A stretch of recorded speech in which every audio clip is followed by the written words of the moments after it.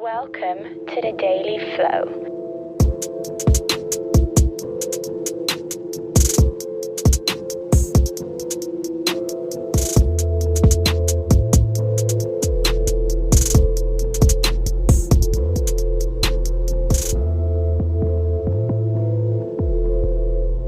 Please welcome your host, John Coleman. Product owner is commonly misunderstood. Like lots of things in life, it is basically abused. So, what kind of misinterpretations have I seen so far? One of the misinterpretations that I've seen is that the product owner is like a scribe. They just take orders. A waiter that doesn't really add much value in a restaurant, for example. They just take the orders. They don't really have any say in terms of what's going on. And then you have maybe a proxy, someone who doesn't actually have any authority, has been given the job because the person actually with the authority is too busy. So this person does the donkey work, so to speak. Not very gratifying work, because as soon as the team figures out that actually you don't have any say in what the priorities are, the team just starts making up their own priorities. So it's usually a good idea to try and become some kind of business representative, some representative of the customer, the end user, in terms of what's going on. And when you're in that space, you can network with the people who care about that space, and you have a little bit more say. Ideally, you'd be maybe, well, not even ideally, I'd say sub-ideally, you'd be a sponsor, you'd have the budget, at least you'd have the budget for the product, and you'd be able to maximize value and decide which items we're going to deliver, what goals are we trying to achieve within the budget that we have, and so on. But the ideal product owner would be an entrepreneurial product owner. Someone who acts like an entrepreneur, could be an intrapreneur actually. Someone who is really keen to find that next curve, as Guy Kawasaki said in his TED Talk, his famous TED Talk, growing 100 flowers to try and see which flowers actually go off. Like lots of things in life, product owners can be suboptimal in terms of what they do. They're misunderstanding. They're, for example, spending most of the time writing stories, for example, user stories in Scrum, or an option structure for how you write product backlog items. There are lots of different product backlog item types, like experiments and so on, some product owners are writing user stories. That is not what a product owner should be doing. A lot of people are sometimes business analysts, come across some very good business analysts, and they're gathering requirements and they're clarifying requirements and all this kind of thing, and because they have skills in terms of interviewing customers and end users. But in Scrum, we're not supposed to be really clarifying requirements, we're supposed to be clarifying problems to solve. In addition to that, Michael James has some wonderful videos on YouTube about some misconceptions about Scrum in your organization, where within one product, people have a product owner per team. And so that's an even less empowered product owner than you would expect. In Scrum, there's one for one product, which is essentially something that someone pays for, either with money or with their data. I'm oversimplifying now, but it's not like some internal platform usually. One product backlog, one product owner. And an entrepreneurial product owner would delegate a lot of the product backlog management to the developers and the team. That makes a lot of sense, because really we want the product owner to clarify what direction we're going in. They might come up with some optional vision. There's a product goal in Scrum now. And so there's a product goal that the Scrum team commits to, and the product owner creates or co-creates, I guess. The product owner needs to communicate that, articulate that, manage the politics, manage expectations, connect with customers, end users, do lots of visits, all these kinds of things, and collaborate with the Scrum teams on what will we deliver the next sprint in terms of what goal are we aiming for. In terms of less, there's no goal as such for the entire product group. In Nexus, you might have a Nexus sprint goal, so all teams within the Nexus would essentially commit to a goal, if you like, that is something that we're trying to achieve. It's some focus that we want to have. So when I'm talking about product owner here, I'm talking about an entrepreneurial product owner. And so I want to talk a little bit about that, because I want to drill into a little bit of detail. There are lots of overlaps also between entrepreneurial product owner and product leader. Product manager is a bit different. Product manager it's perfectly okay for there to be a product manager within each team, pouring over all the analytics and acquiring lots of knowledge, and we'll get into that in a bit more detail today. But I'm going to trying to compare apples with apples a little bit. Still not quite apples with apples, but as close as I can get. An entrepreneurial product owner versus a product leader, and it's just my opinion. So take this with a pinch of salt. So the first thing is that the product owner needs to be observing, needs to be listening. If they're a 21st century product owner, they're getting out of the building. They're listening to real customers.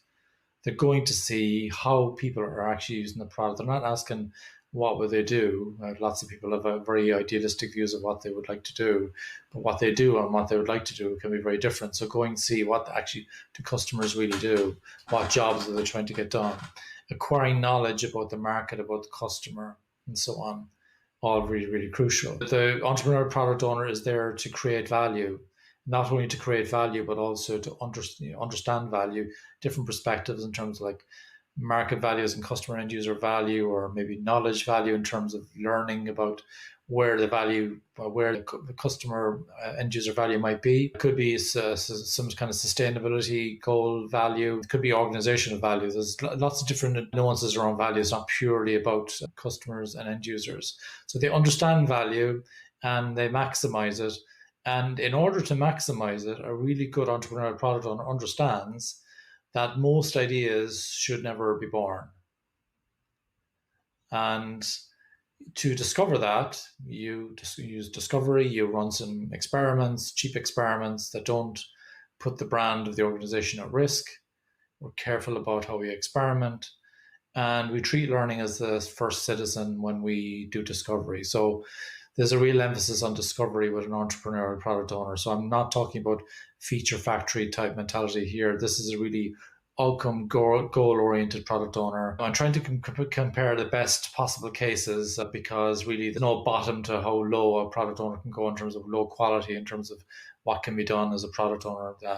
Similar to a debate I had about scaling frameworks a few years ago, I had to compare them as though they were implemented the best way possible, because they can all be infinitely badly done, and equally product ownership can be infinitely badly. The product owner will be having discussions with teams, but spends a lot of time with customers, end users, also internal stakeholders in terms of the politics, because sometimes perception is important as well, because we don't want our teams get killed for the wrong reason. I'm doing really well with the external market.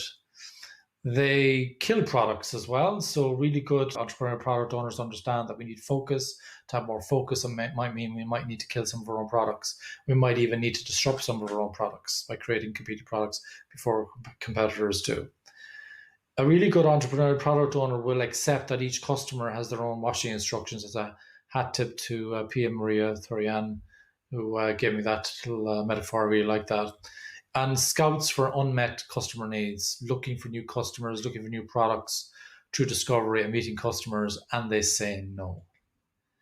So some of the things that they do less of would be less pushing work into teams when they're not ready to take the work. I'm hearing lots of stories of product owners pushing work in, complaining about Scrum team members who aren't being the big citizens and taking on work and overloading themselves. Really bad behavior. And it's really disappointing to hear that. People basically being very cynical about product ownership, essentially just relabeling old roles and pretending they're product owners. So like I said earlier on, it can be infinitely bad. So trying to avoid push, not treating commitments as guaranteed, not paying tax for precision. So not doing over excessive upfront work to try to get a better answer. You build something quickly or running some experiments quickly and get some feedback from the market. Avoiding a situation where teams are unaligned, where they're basically going in all different directions, unless it's a purposeful experimentation strategy because you don't know which way to go. Avoiding writing stories as well, writing product backlog items. Not broadcasting, actually having more two-way conversations, not acting like superhero. Not making massive bets. I'm not saying don't ever do it, but do less of the massive bets. You can win really big or you can lose really big. And a lot of the lean startup thinking came from people burning lots of venture capital funding in the early 2000s, late 1990s. So smaller bets because most of our ideas are actually wrong. So really lots of conversations with the customer, with the end user. That's my summary of an entrepreneurial product owner. If we then look at a product leader, you'll see a lot of similarities here, but there's a lot of extra stuff, So with the observations, it's a bit deeper because not only are they getting out of the building to go see, they're learning the language of the other functions. They're trying to speak in their terms, learning the accounting terms, the formulas, the understanding all the lingo, being able to have really good conversations, being credible in the boardroom in terms of being able to make a case and really good written narratives and so on. Also, if it's a global organization, acquiring regional knowledge and specific market knowledge as well, understanding the nuances between the markets. They would also create value, would also kill products, they would also understand the washing instructions, they would also be scouts for untapped needs. They would also understand value and try to maximize value and inspire others through a vision and so on. But they would also act as a performance coach for product managers. And I loved one of Marty Kagan's quotes a few weeks ago when I was talking to him on the Exagility podcast. And he said, a product leader can be measured by the poorest performing product manager. So you need to be doing performance coaching, helping your product managers to improve, not just mentoring, but coaching, really helping them to lift their game. But there's lots of other stuff that happens in the product management world, product leadership world. I don't even have the full list here. Just some examples here in terms of maybe continuous delivery, reducing technical debt, poring over the analytics, pricing, impact mapping, trying to deliver something as early as possible and getting feedback, road mapping, surveys, A/B testing, market research, business modeling, product vision, product strategy, and so on. The list goes on and on. And so in the Scrum.org Professional Scrum Product Owner class, there's a sentence that's mentioned about a product owner being an agile product manager, but that can often be misunderstood. The way you, depending on which word you emphasize, you misunderstand what's meant by that. It doesn't mean PO equals product manager. It means that you have a product manager or product leader, I would say, in this case, from the point of view of an entrepreneurial product owner. A really good product owner would be a product leader who happens to have the agile skills as well that are tapped onto that. So the problem that I understand Marty Kagan talked about in his blog is that when people go to product owner class, the content is reasonably good in terms of, for example, PSPO. It's quite clear in terms of it saying, look, we're not teaching you about this stuff in product management. We're making you aware that it's there. We're teaching all this product owner stuff. They even go in a little bit into some of the product management stuff, business modeling, visioning, and things like that. And the product owner advanced class goes even more into it. But in fairness, they're being explicit about what they're not teaching. And so what's happening is people go to these product owner advanced classes and they're assuming that they're being taught about product management as well. And actually, there's additional training needed to become a really good product manager and product leader. There's specific content that you need to be exposed to. In some companies, they have kind of apprenticeship programs where they're developing people to learn these skills.